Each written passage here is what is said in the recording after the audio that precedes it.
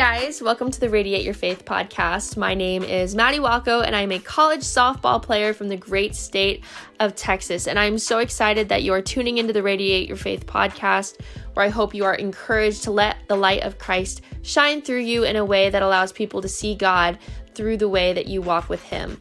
My prayer for you is that your faith is deepened, that it is strengthened, and that you are encouraged to radiate your faith. Hey guys, welcome to the very first ever Radiate Your Faith podcast. I'm so excited that you're joining us today. If you're on Spotify, hello. If you're watching on YouTube, hello. I'm so excited to be doing this. I cannot believe I'm doing this, but if you're on YouTube, you can see this crazy setup and it is just so nice. But no, seriously, I never thought I would actually be making videos, recording podcasts, any of the things that have to do with this sort of thing, just because I never really felt qualified to be doing this sort of thing. So this is very exciting for me, very new to me. So just bear with me as we go through this. But I thought a great way to start this podcast, to start this YouTube channel, really to start this ministry would be to introduce myself, and not just introduce myself, but share my testimony with you guys. Because I feel like a testimony is just such an incredible, beautiful, and unique story to every single person. And it's a gift from God. Like, it's a very cool thing. And I love hearing people's testimonies, and I'm super excited to be sharing mine with you. But before we get into my testimony, I thought I would kind of share how all of this came about in the first place. Just because, like I said, I never really imagined that I'd be doing a YouTube channel, that I'd be doing a podcast. So kind of how this got started. It's a funny story. So, probably back in February-ish, one of my guy friends named Jacob, he had made a joke about how I had a very big, bubbly personality and how it would be perfect for talking to young girls, that sort of thing. And he kind of made the joke like, oh, well, you should start a website, you should start a podcast, and I'll manage you, kind of as a joke. And I kind of played along. I was like, yeah, that's funny. I'm never doing that. Specifically the podcast thing, because he was like, who would start a podcast? And I was like, yeah, I don't know either. That's so lame. But here we are. So he had said that to me, we kind of made a joke out of it. And I went home that night and I was falling asleep and I was kind of thinking to myself, what would it be like if I had a podcast? Or what would it be like if I had a YouTube channel? And I just kind of pondered on it for a while.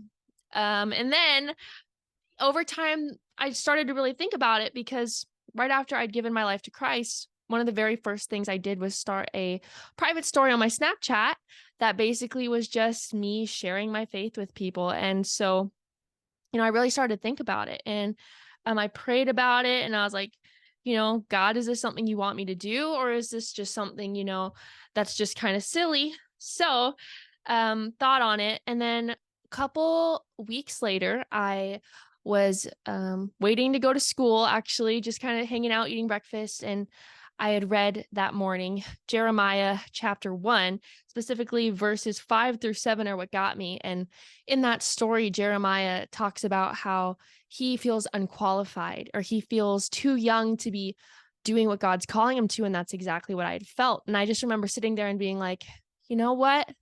If Jeremiah can do this because you're calling him, I can do it too. Because I know that if you're calling me to something, you're giving me a gift, and it's not something that I should just turn down because I'm afraid. So I was like, you know what, God, if this is what you want me to do, I'm going to do it. So I had no idea what I was doing. I started my Radiate Your Faith Instagram account at that point in time. And, I was just saying yes to God. That's just all I thought I could do. The next thing to do is just say yes and just keep saying yes to whatever he's calling me to.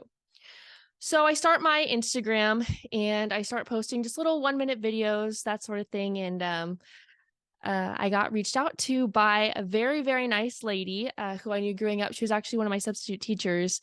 Now she is a business success coach. And she had said, or messaged my mother basically saying, I really see like a light in your daughter. And I think it would be really cool if she started this ministry, not just, making Instagram posts, but also doing videos, also doing podcasts, starting a website, selling merch, all the things.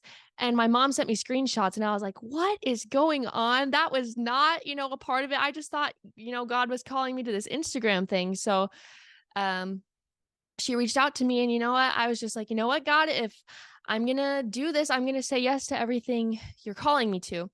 And during this point in time too, I had a lot of doubts about doing it just because I was so nervous to be doing the video podcast thing.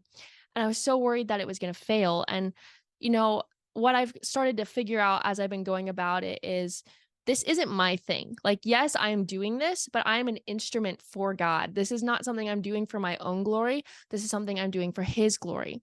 And so what I'd kind of started to realize is, as I prayed about it, God was kind of speaking to me. This is mine. I'm just trusting you with it. And so I was like, you know what? Yeah, you're right. This is God's. I'm just going to trust him with it. I'm going to go with this. And so here we are. That is how we got to where we're at. The plan is to start having more guests on the podcast. There's a lot of very big dreams coming forward. There's not going to be a lot of videos of me by myself. There might be, an occasional few, but most of the time I'm going to be bringing in people in to talk and have discussions, because there's a lot of people in my life that God has put in my life that just, radiate their faith, that have such cool stories that you need to hear. And so I'm very excited about that. But this is, again, my first video, so I thought it would be really good to introduce myself and just kind of go through that. So that is how all this started. Again, trusting God with it, whether it grows, whether it doesn't. I know it's not for me, it's for his glory, and I'm just going to keep saying yes to what he's calling me to. So yes, very excited. So now I'm going to kind of go into more of my testimony, which is a very fun story. And a lot of it has to do with the whole concept of identity. So this is kind of my testimony. Growing up, I was a very energetic girl, very carefree, very unapologetically myself. I would say whatever was on my mind. I would, do whatever I, wanted to do. I was a very crazy child. And growing up, I did grow up in a Christian household, but I did not like going to church. Like, truthfully, I didn't. I would go and I would sit and I'd be like, how long is this going to take? I just want to go home. I was that way for a lot of my life, but specifically, I'm just going to kind of stick with the identity thing. When I was little, I was myself, and that was a really cool thing. So by the time I get to the end of elementary school, probably 5th grade, I started to notice that I wasn't like a lot of the girls in my classes. They were being chased around by boys, and I was singing on the swings at recess. And I remember just thinking to myself, what's wrong with me? Why aren't I like everyone else? Why aren't I being chased by guys? And, I really wasn't the cutest kid. So I understand, that. But, I felt really hurt. I was like, what's wrong with me? Like, am I doing something wrong? Because, at that point, I was very, again, unapologetically myself. And so I started to raise about questions in my head of, like, who am I? Like, am I doing something wrong? Do I need to change myself? The whole thing. And I'm actually going to just read what I've had written on my notes here. I said, rather than continuing to embrace who I was, I spent my time admiring girls who seemed to know how to act, how to look, how to talk, etc. I longed to have boys look at me the way they did. And so going into middle school, I was completely convinced that I needed to change. I felt like there was something wrong with me, that I, had to start dressing a certain way. I had to start talking a certain way. I had to start having certain kind of friends. So the once confident girl I was became this innocent, or not innocent. Well, I was innocent, but very insecure girl who just blended in with everyone else. And that's all I wanted, was to fit in. And so just again, going about the theme of identity, a lot of my identity was placed in how I looked. It was placed in what I did. It was placed in who my friends were. And I remember I was so insecure. I would wake up at 5 a.m. to curl my hair, to do my makeup, because I felt like if I wasn't pretty, I had no value. So yeah, I basically, at that point in my life, I just lived for attention. I lived for compliments. I thought that's, what gave me value. And I'm again going to read kind of what I've written on here. I said, I was a pretty girl on the outside, but on the inside, the once confident, sweet girl became selfish, insecure, and empty. And that is such a true statement. I was insecure. I was very selfish. I felt like the world revolved around me, and I was very empty. I was looking for something to fill this hole I felt in my heart. And I just felt like no matter what I did, I wasn't enough. And it was so heartbreaking to me. And I felt so lost. And again, at this point in my life, middle school, still didn't care about church. I would go, on Sundays, but it wasn't a priority. Still hated it. So I left middle school a hot mess, extremely insecure, feeling like I needed to change. So going into high school, by the grace of God, the Lord softened my heart a little bit. I became a little bit less selfish. I still had a lot of struggle in regards to, just being proud of who I was, being confident in who I was. I was still insecure. I was still empty. But he did take away a little bit of the selfishness by grace, because I was a very selfish girl. And, you know, over time, I just felt this continued desire to just know something more. Like I felt like there was something more that I was missing out on. And I was just living for everything that wasn't God. I remember being so alone, feeling so alone. I would literally book my calendar every single night. I would be doing something with somebody because I hated being alone. Because when I was alone, I would just sit and cry because I just felt like there was something wrong with me, that I wasn't enough. It was very heartbreaking. So, towards the end of high school, this is probably between my junior and my senior year. I went through a lot of ups and downs. That summer between my junior and my senior year was like a mountaintop to a valley pretty fast. So at this point, COVID had happened and I was, feeling pretty alone. And as the COVID restrictions kind of, lightened up, I started seeing my friends more and, I was able to play softball again, and all the things. So at that point, I kind of felt like on a mountaintop. I felt like, I was pitching great. So, I felt some worth there. I had a lot of friends and I felt like there was some worth there. And I started dating this guy who I was really good friends with. And I thought, my worth was there too. And so I was just on a mountain. I felt like I was indestructible and I felt very like I had worth. And so that's most the summer. Going into my birthday, a lot started to fall apart very fast. My birthday rolls around. Me and the guy don't end up working out. I am heartbroken by that because I really liked him. And softball started to fall apart. I started to pitch bad. And because me and the guy didn't end up working out, I lost a bunch of my friends, like almost all of my friends. And I was so broken because it wasn't just me, getting out of a relationship with a guy. It was me losing every single ounce of myself in that moment because everything I tied my value and my worth to was just gone. And I was so broken. And even thinking about it, it breaks my heart.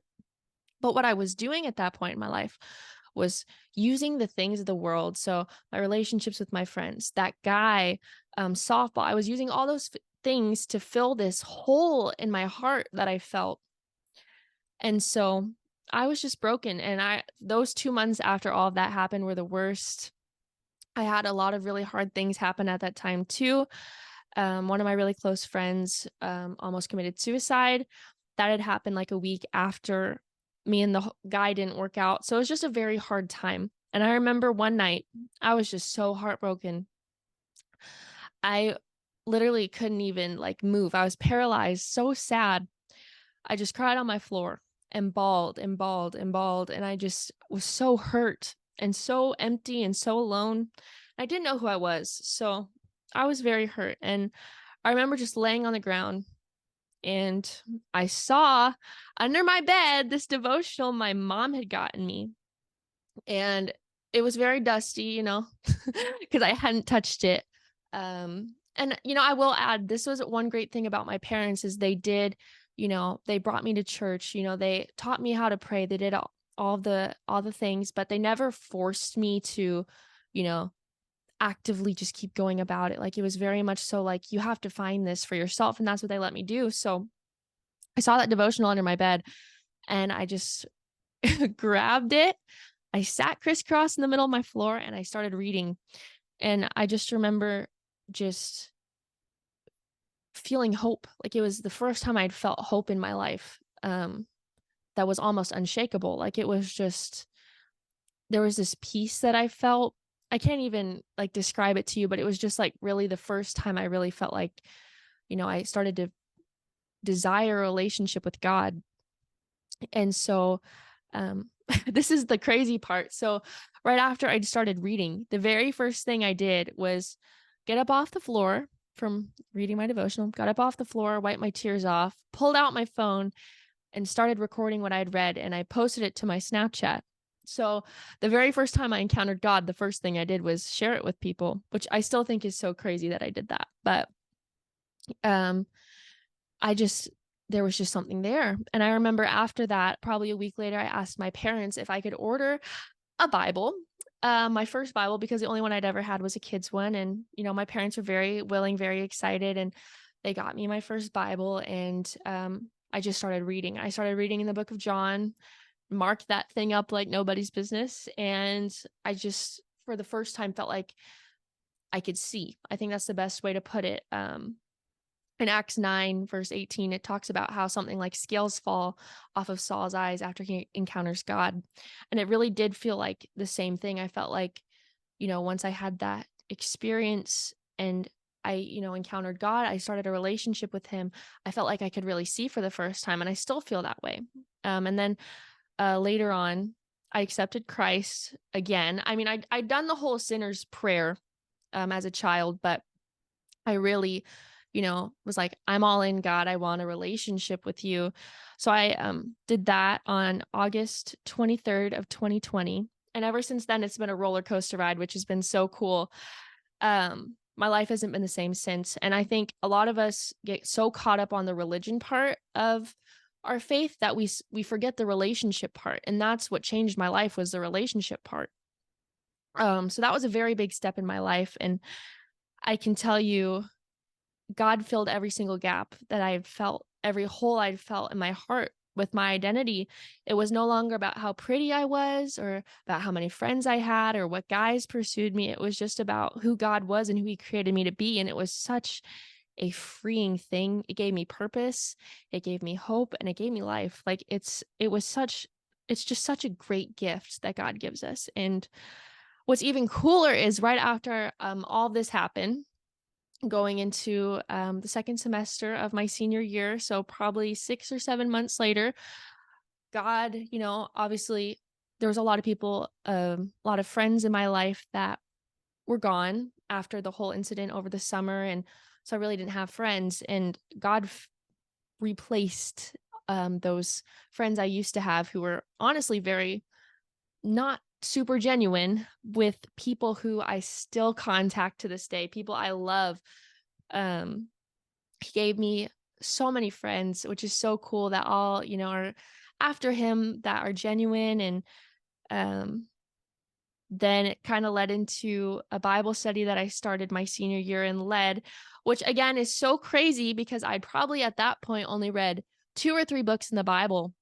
And I was just so on fire for God. I just wanted to share. That's all I wanted to do. And so started that Bible study, and that was such a sweet time. A lot of the people that came, super sweet people. There'll be a couple people on our podcast that were actually a part of that Bible study, and we'll talk about it.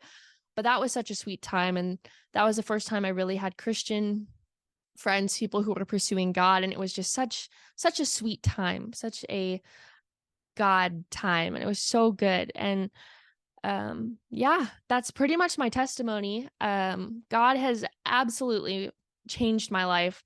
He's changed the way I see myself. He's changed the way that I view others. He's deepened the way that I love people.